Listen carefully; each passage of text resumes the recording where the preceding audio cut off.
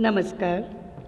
आज महाभारत के बारे में बताते हुए 7वां दिन है, तो आइए चलिए शुरू करते हैं कि आज अब आगे क्या होगा।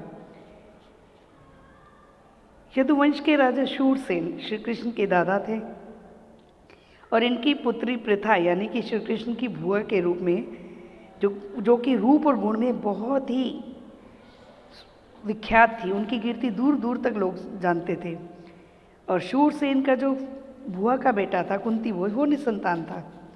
इसलिए शूरसेन ने उन्हें वचन दिया था कि वो अपनी पहली संतान को ही उसे गोद दे देंगे। जब पृथा हुई तो शूरसेन जी ने अपना वचन पूरा किया और पृथा को कुंती भोज को दे दिया। उन्होंने ही उस पृथा बच्ची का पालन पोषण किया और इसी कारण जो है उनका नाम कुंती पड़ा। एक बार दुर्वासा ऋषि जो हैं कुंती भोज के यहाँ आए हुए थे। वो वहाँ पर 1 वर्ष तक रहे और कुंती ने पूरा वर्ष बहुत ईमान सम्मान से उनका आदर सत्कार किया, उनकी सेवा की, जिससे प्रसन्न होकर ऋषि ने उन्हें एक मंत्र वरदान में दिया और बोला, हे कुंती, तुम इसे पढ़कर जिस भी देवता का आह्वान करोगी, ध्यान करोगी ना, वो तुम्हें अपने ही समान एक तेजस्वी पुत्र प्रदान करेंगे। कुंती ने उनका धन्यवाद किया और एक बार मंत्र की परीक्षा करने के लिए कुंती ने सूर्य देवता का आह्वान किया, उनका ध्यान किया और सूर्य के संयोग से उन्हें एक तेजस्वी पुत्र मिला जो कि जन्म से ही कवच और कुंडल धारे हुए था। उसके शरीर पर कवच था और कुंडल था उनके हाथ में। इतने सुंदर बालक को देखकर कुंती बहुत प्रसन्न हुई। यही बालक जो है आगे चलकर शस्त्रधारियों में श्रेष्ठ कर्ण के नाम से प्रचलित हुआ। परंतु कुंती उस समय अविवाहिता थी, इसलिए उसको लगा कि लोग क्या कहेंगे। इसलिए लोकलाज के वश होकर उसने बालक को एक पेटी में बंद करके गंगा की धारा में बहा दिया।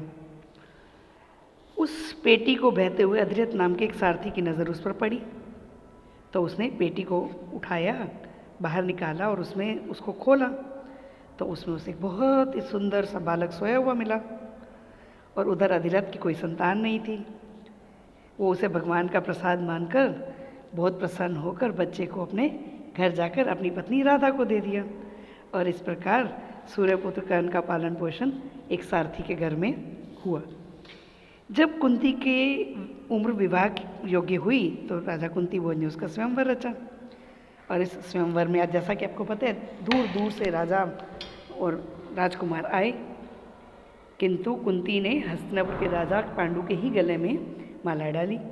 महाराज पांडु कुंती से विवाह करके कुंती को हस्तिनापुर लेकर वापिस आ गए।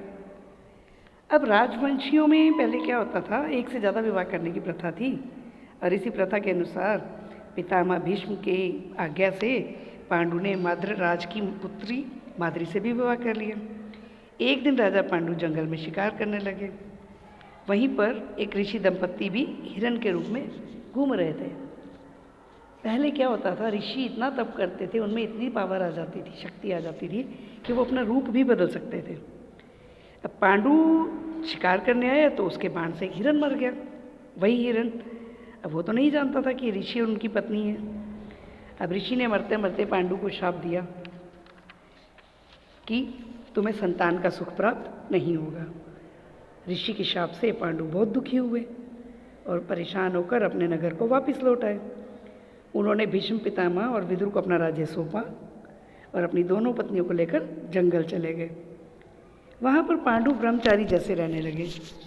कुंती ने देखा कि महाराज पांडु को संतान की इच्छा तो है, परंतु ऋषि जी के श्राप के कारण उनको संतान नहीं होगी। इसलिए उन्होंने जो है विवाह के पूर्व दुर्वासा ऋषि से मिले वरदान का वर्णन किया। वरदान के अनुरोध से कुंती और माद्री ने देवताओं का आह्वान किया और 5 पांडवों को जन्म दिया। 5 पांडव वन में ही तपस्वियों के साथ रहकर पलने लगे। अब दोनों पत्नियों व 5 पुत्रों के साथ पांडु कई वर्ष तक वन में रहे। एक बार बसंत ऋतु में महाराज पांडु अपनी पत्नी माद्री के साथ प्रकृति का आनंद ले रहे थे, तो ऋषि के शाप का असर हुआ और उनकी मृत्यु हो गई। माद्री तो बहुत दुखी हुई, उसे लगा कि उनके पति की मृत्यु उन्हीं के कारण हुई है, तो उन्होंने भी इच्छा मृत्यु से खुद भी जो है वो मृत्यु को प्राप्त हो गई।